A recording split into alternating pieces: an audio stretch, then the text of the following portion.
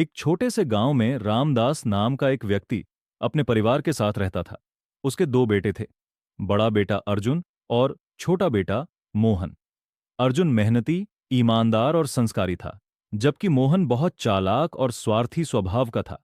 लेकिन रामदास को हमेशा यही लगता था कि मोहन ही उसका सबसे अच्छा बेटा है। एक दिन घर से कुछ पैसे गायब हो गए।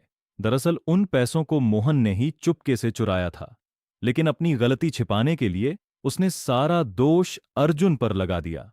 मोहन ने कहा, पिताजी, मैंने अपनी आंखों से अर्जुन भैया को अलमारी के पास देखा था। यह सुनते ही रामदास का गुस्सा सातवें आसमान पर पहुंच गया।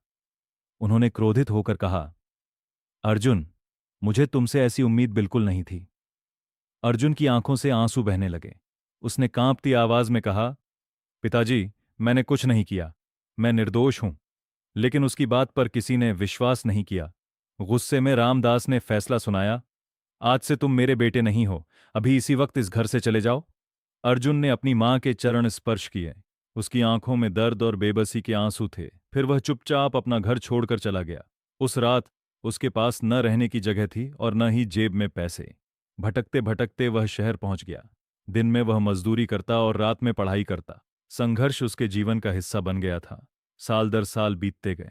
अपनी मेहनत, लगन और ईमानदारी के बल पर अर्जुन ने सफलता की नई ऊंचाइयां हासिल कर लीं।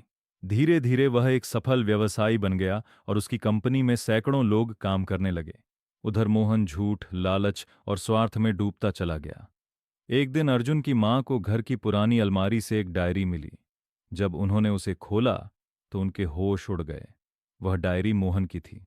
उसमें साफ साफ लिखा था, पैसे मैंने चुराए थे, अर्जुन भैया निर्दोष थे।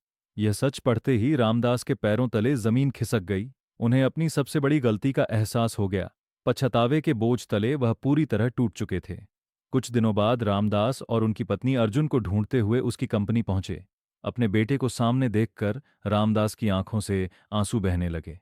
उन्होंने कांपती आवाज में कहा, बेटा, मुझे माफ कर दो। मैंने बिना सच जाने तुम्हें सजा दे दी। अर्जुन की आंखें भी नम हो गईं। उसने कहा, पिताजी, आपने गलती की थी, लेकिन आप आज भी मेरे पिता हैं। इतना कहकर अर्जुन ने अपने पिता को गले लगा लिया। उस क्षण वर्षों की दूरी और दर्द आंसुओं में बह गया। याद रखिए, जल्दबाजी में लिया गया एक गलत फैसला कभी कभी पूरी जिंदगी का सबसे बड़ा पछतावा बन जाता है। अगर आप अर्जुन की जगह होते तो क्या अपने पिताजी को माफ कर देते? कमेंट करके अपनी राय जरूर बताइए।